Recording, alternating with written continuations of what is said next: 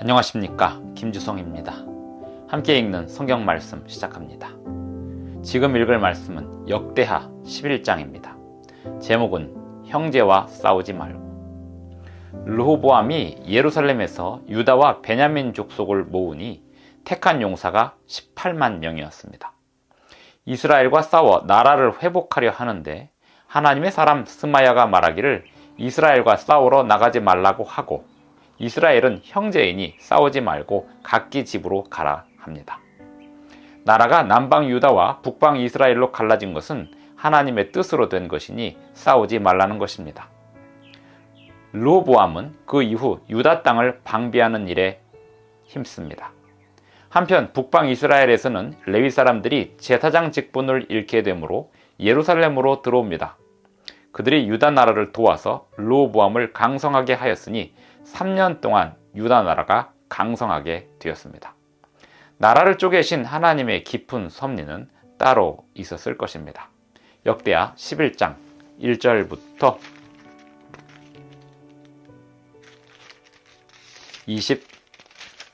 23절까지 낭독합니다.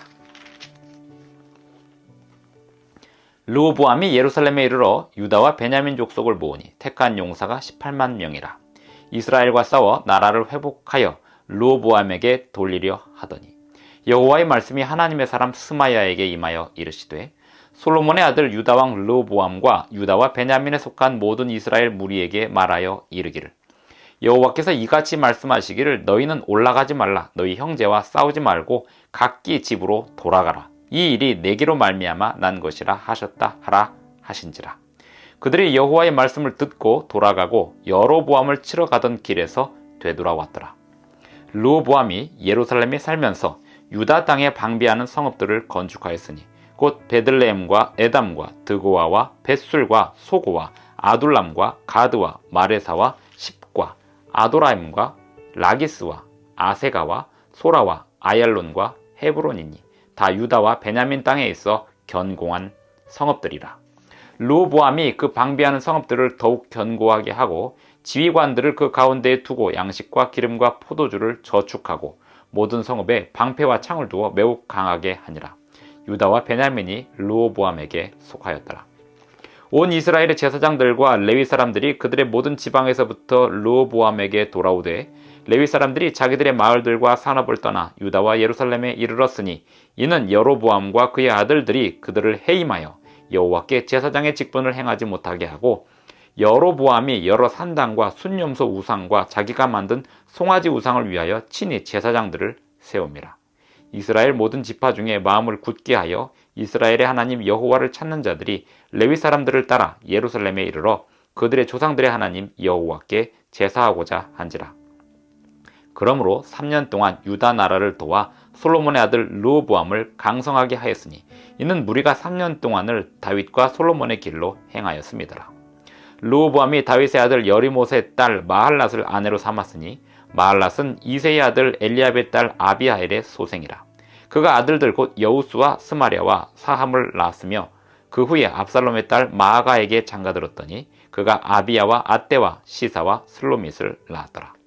르호보암은 아내 18명과 첩 60명을 거느려 아들 28명과 딸 60명을 낳았으니 압살롬의 딸 마아가를 모든 첩보다 더 사랑하여 르호보암은 마아가의 아들 아비야를 후계자로 세웠으니 이는 그의 형제들 가운데 지도자로 삼아 왕으로 세우고자 함이었더라. 르호보암이 지혜롭게 행하여 그의 모든 아들을 유다와 베냐민의 온 땅 모든 견고한 성읍에 흩어 살게 하고 양식을 후히 주고 아내를 많이 구하여 주었더라. 역대하 11장 1절부터 23절까지 낭독했습니다.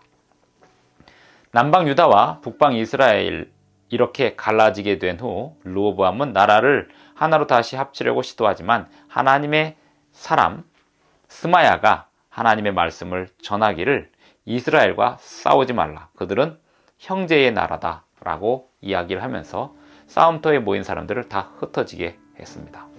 르호보암은 이때 선지자의 말을 받아들였습니다. 지금 이 상황이 불행한 상황이고 이스라엘을 회복하고 싶었지만 선지자의 말을 받아들이고 그 이후 남은 땅, 유다 땅을 방비하는 일에 최선을 다합니다. 한편 북방 이스라엘의 여로보암은 레위인들과 제사장들을 그들의 직분에서 내려놓게 하고, 여로보암이 자기가 원하는 사람들로 제사장을 선출함으로 레위인들과 제사장들이 살 길을 잃게 되었고 그들이 예루살렘으로 들어오게 됩니다. 르호보암은 그들을 받아들여 그들과 함께 영적인 일들을 수행하게 되면서 그들과 함께한 3년간의 남방 유다는 강성해지게 됩니다. 역대하 11장 17절에 보면, 그러므로 3년 동안 유다 나라를 도와 솔로몬의 아들 르호보암을 강성하게 하였으니 이는 무리가 3년 동안을 다윗과 솔로몬의 길로 행하였음이더라. 북방 이스라엘과 남방 유다로 쪼개지게 된 것은 하나님께서 그렇게 원하셔서 쪼갠 것은 아니었습니다. 그렇게 쪼개어질 수밖에 없는 상황이 있었던 것이 하나님의 섭리였습니다. 하나로 나라가 유지되다가는 한 나라가 모두 급속하게 타락할 상황이 되었기에 두 나라로 쪼개져서 한 나라가 먼저 타락하고 무너지더라도 한 나라를 보호하기 위하여 특별히 유다 나라를 따로 빼둔 것이 하나님께서 섭리하신 바였습니다. 북방 이스라엘의 왕조가 새로 전개될 것입니다. 여로보암으로부터 시작하여 전개될 것이고, 남방 유다의 왕조가 다윗의 정통성을 계승하고 이어지게 될 것입니다. 이 두 나라가 앞으로의 역사 속에서 어떤 상관관계를 맺으며 갈등하고 화해하고 연합하고 분열하고 하는 일들을 겪으며 이 이스라엘이란 나라가 어떻게 진행될지 앞으로 살펴보겠습니다. 모든 것이 한꺼번에 신속하게 타락하기보다 분리해 놓고 그 타락의 속도를 최대한 막으려고 하셨던 하나님의 섭리가 여기에 작용하고 있습니다. 하나님께서 본래 원하시지 않으시지만 사람의 타락의 속도가 빠른 만큼 그 속도를 줄이기 위하여 흩으시고 분열시키시는 그런 섭리를 발휘하셨던 것 같습니다. 오늘 우리의 삶은 더러운 죄의 병균이 퍼지는 삶에 있는지, 아니면 그것을 막고 저항하고 보존하고 분별하는 거룩한 삶에 있는지 잘 판단하며 살아야 하겠습니다. 기도하시겠습니다. 하늘에 계신 우리 아버지, 오늘도 우리에게 새날 아침을 주셔서 감사합니다. 주님 안에서 거룩함을 유지하게 하여 주시고 악의 흐름을 막고 또 그로부터 주님의 의를 지키는 일에 견디어낼 수 있도록 도와주시옵소서. 예수님의 이름으로 기도합니다. 아멘. 감사합니다. 오늘도 행복한 하루 되시기 바랍니다.